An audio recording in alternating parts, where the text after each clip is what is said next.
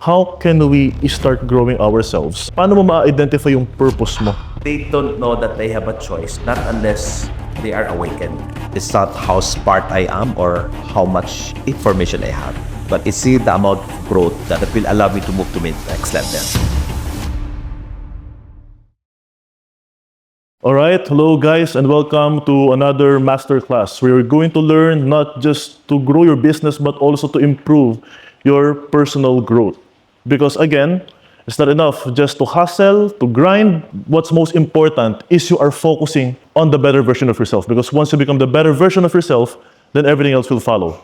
Our guest is very, very special in this episode because ang kasama ko ngayon is best of the best transformational coach, worldwide, world-class speaker. Let me introduce you, Coach Russ Susan. Thank you, Ronan. It's an absolute pleasure and honor Yes. to have me here.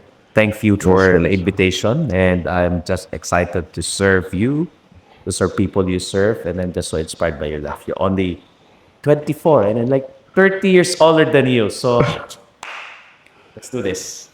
First, Coach, I would like to know more about, because you are already known as transformational coach here in the Philippines. Can you please tell us the importance of growing yourself and attending different seminars? I think it's really imperative that at the end of the day, if I want to have a different result in my life, it's not about how hardworking I am or it's how I hustle. It's not how smart I am or how much information I have. But it's the amount of growth that I have that will allow me to move to the next level. Ako blessed lang ako dahil at age 21, 1992, you were not born yet. Yes. Hindi ako nakatagpo ng boss, pero nakatagpo ako ng mentor. Kinintroduce siya sa akin na kailangan ko mag-develop yung sarili ko. Kasi nga, yung pinakaunang job, Ronan, proudest job I can have, it was actually a janitor / promodizer. Blessed ako dahil na-introduce sa akin in the power of personal development. So can you imagine, at age 21, naintindihan ko na ano yung personal development. Because of personal development, natuto ako, na-improve sarili ko. So na-promote ako from a promodizer, sales supervisor, all the way hanggang age 35. Kumbaga para sa akin, nakamtan ko lahat ng pinakamalaki kong pangarap at that time because of personal development. Growth is for me the most important thing when you're starting in this career. It's called growth mindset. Amazing. Thank you, Coach. That is very, very visionary and focusing on the growth talaga. Especially if you are going to work towards the better version of yourself. No? Money will follow. And then, of course, I also want to know, because maybe some of the audience are wondering, how can we start growing ourselves? Or, paano mo ma-identify yung purpose mo? Or, paano mo makukuha yung clarity kung saan ka tatahak na landas? Once you are already growing yourself. Siguro, no, purpose, meaning, and mission. I think the first stage of humanity is what we call survival stage, which means yung goal nila is mag-survive lang. Right? So, again, in the end, most people are stuck there. Their mindset, their worldview is what we call 3D. Are you familiar with it? 3D. Yeah. So 3D is actually a worldview wherein the world happens to me and I'm a victim. So which means, pag yan yung pag-iisip mo, wala ka talagang magagawa. Napanganak ka mahirap, mamamatay mahirap, because that's a mindset of a victim. The world happens to me and I cannot do anything around it because I'm a victim of the world. So therefore, maraming tao na sinasabi natin pwede kang yumaman, pwede kang masenso, hindi nila maisip yun kasi yan lang yung mundo na alam nila. And therefore, this is actually survival mode. Now, by accident, when they say back by accident, na-meet nila ang personal development. Okay. So by accident, 4D thinking.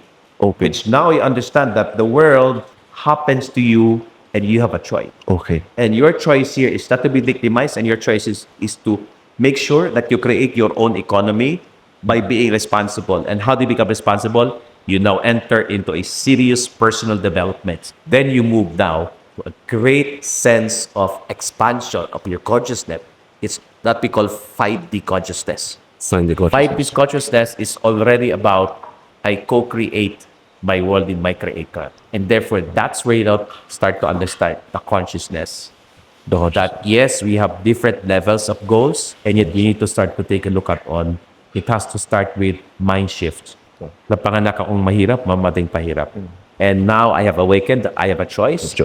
You now lead to the 5D, which is I create my own world. So may sarili mo din ako. Parang ganon. Yun, parang ganun po siya. Dami kong sinabi, no?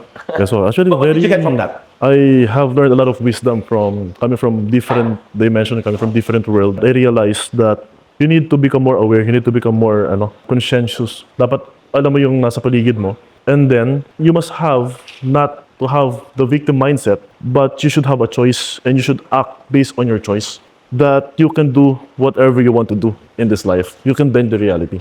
But the thing around people, they don't know that they have a choice, not unless they are awakened. What's the greatest lesson, Coach, that you have learned so far from all of the years that you are consistently learning and consistently grinding and focusing on personal development? Ako isa lang, you are responsible with your life. So if everyone in this world, especially Filipino, will stop blaming, will stop complaining, will stop justifying why they're poor, why they're not making it, and they just take full responsibility without blaming anyone. Guaranteed, you're gonna be extremely successful in whatever areas you have. So you must have self-accountability. You must have full responsibility.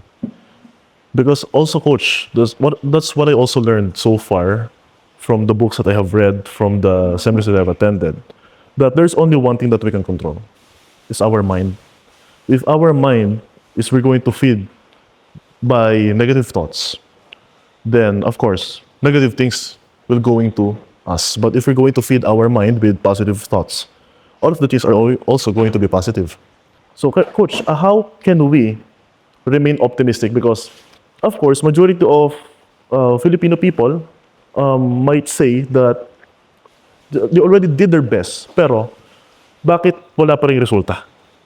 You have to understand everything is belief system. And the belief system that we all have as an adult, it's so ingrained in our subconscious. 25% of your belief system, you got it between 5 to 11 years old. Okay. In the school system, between 12 to 18 years old. No, 15%, you got it as a teenager. So can you imagine all your life, your Bible truth at 18 years old was already done? Kaya siya mahirap baguhin. Now, how do we change this? Okay? Number one, self-awareness. Self-awareness is being able to identify which area in my life that has always been again and again by pattern repeating. Okay. By pattern, it's showing up. And therefore, if you don't like this, you need to start changing your language. Instead of saying, ang pera ay mahirap kitain, maybe you can say, money comes to me easily, effortlessly, and humongously. However, that's only 7%. 38% is what we call emotion. 55% is what we call physical embodiment. So kanina think, Think, language, language, 38% feel, feel it. but you need to act as if you're a multi-billionaire already. You have to match, I'm a billionaire, words, to I feel good every day as if the millions are there, and I surround myself with people who do have the results that they want. Yes. I listen to them. It is. I see their life. Very powerful theory of space. I love it. Theory of space. Now, since we are going all out, being intentional, being intense to growth, so that we can give more to people. One last question, Coach, before we end our masterclass. If it's going to be the last day of your life, what would you do? It's the same thing. If tomorrow's the last day of my life and I'm scheduled to do a soulpreneur, I will not change anything because I live my life, not my goals, not my days, not my aspiration, but I live my life depending on how I am led to the greatest vision, the grandest version of who I am, which means I'm just surrendering my destiny to His plan for me, not my desires for myself. I love it, Josh. Thank you very much, Coach. I really appreciate you. So I hope you guys learned so much values, so much wisdom from Coach Russ. So don't forget to follow Coach Russ Yuson and also like and share and subscribe to our channel so that you can also learn more about personal development, personal growth, and business. Coach Russ, thank you very much. Can you say more? More words that you can say to our audience? Friends, I just want you to start believing the possibilities of who you are. And your only job here is to keep on transforming yourself, keep on evolving because you deserve whatever it is you are. you are preparing yourself. And you are the vessel of all the blessing, and therefore keep on preparing the vessel. Thank you so much, Coach Russ. You're welcome. Thank you.